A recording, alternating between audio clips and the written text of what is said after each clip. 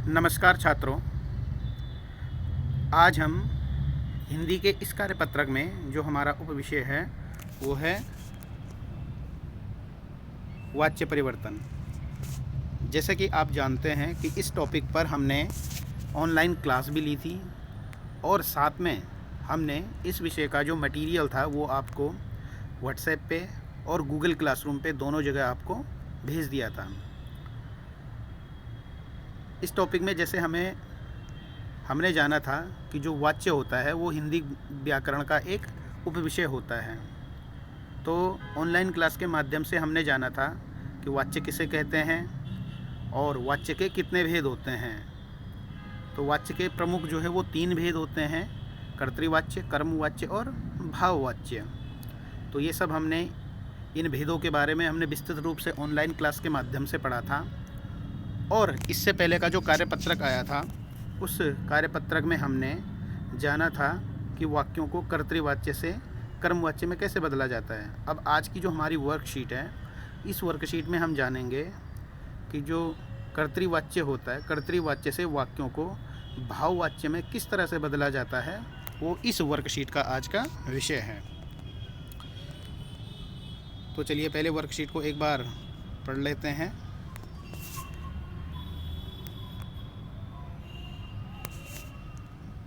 जैसे कि आप देखेंगे इसमें शुरू में कुछ इंस्ट्रक्शन दिया गया है, उसको पहले हम पढ़ेंगे। बच्चों, पिछले कार्यपत्रक में हमने वाक्यों को कर्तृवाच्य से कर्मवाच्य में बदलना सीखा था। यानी कि इससे पहले का जो कार्यपत्रक आया था उससे हमने वाक्यों को कर्तृवाच्य से कर्मवाच्य में कैसे बदला जाता है ये सीखा था। इस कार्यपत्रक के माध्यम से अब हम कर्तृवाच्य को भाववाच्य में बदलना सीखेंगे। अब इस कार्यपत्रक में हम ये जानेंगे कि जो वाक्य होते हैं, वाक्यों को कर्तृवाच्य से भाववाच्य में कैसे बदला जाता है। अब यहाँ पे कुछ नियम भी बताए गए हैं कि किस तरह से हम बदलेंगे। कर्तृवाच्य से भाववाच्य में बदलने के लिए निम्नलिखित बिंदुओं पर ध्यान दें। नीचे कुछ इंस्ट्रक्शंस दिए गए हैं। तो क्या है वो इंस्ट्रक्शन? कर्ता के साथ द्वारा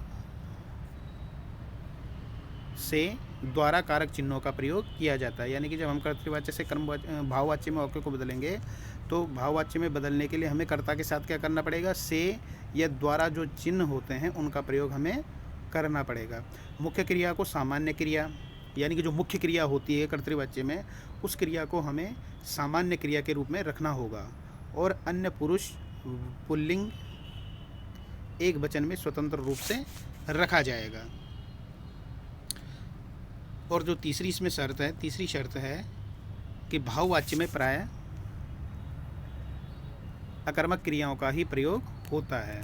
अकर्मक क्रियाएं यानी कि अकर्मक क्रियाएं वो होती हैं कि जिनका प्रभाव स्वतंत्र रूप से कर्ता पर नहीं पड़ता, तो वो अकर्मक क्रियाएं होती हैं।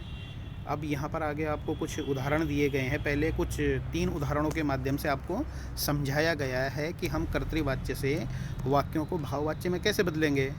इसमें जैसे पहला उदाहरण है कि पक्षी आकाश में उड़ते हैं, तो इसका भाववाच्य क्या हो जाएगा?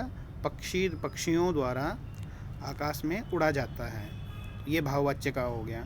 दूसरा है आइए चलें, इसका भाववाच्य हो जाएगा आइए चला जाए। तीसरा उदाहरण दिया गया है कि बच्चे शांत नहीं रह सकते, तो बच्चों से शांत नहीं रहा जाता, ये इसका भाववाच्य हो गया।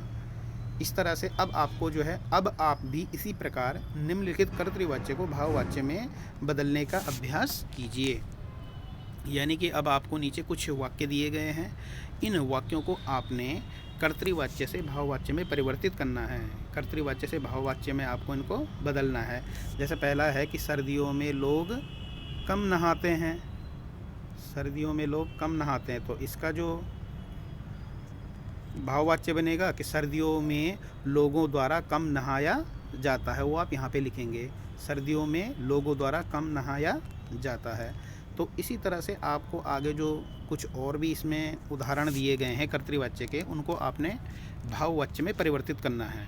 जैसे बीमारी के कारण वह यहाँ न आ सका, तो इसको आप लिखेंगे घायल गौरैया उड़ न पाई, वह चल नहीं सकता, वह बैठे बैठे हंस रही थी, वह चारपाई पर सोता है, वह बेचारी रो भी नहीं सकती, अब गाते हैं वे गा नहीं सकते, तो इस तरह से आप देखेंगे कि आपको जो है कुछ उदाहरण दिए गए हैं, कुछ वाक्य दिए गए हैं कर्तृवाच्य के, जिनको कि आपने भाववाच्य में परिवर्तित करना है। तो इस तरह से आज का जो आपका हिंदी ग्रामर का टॉपिक है वो वाच्य से संबंधित है।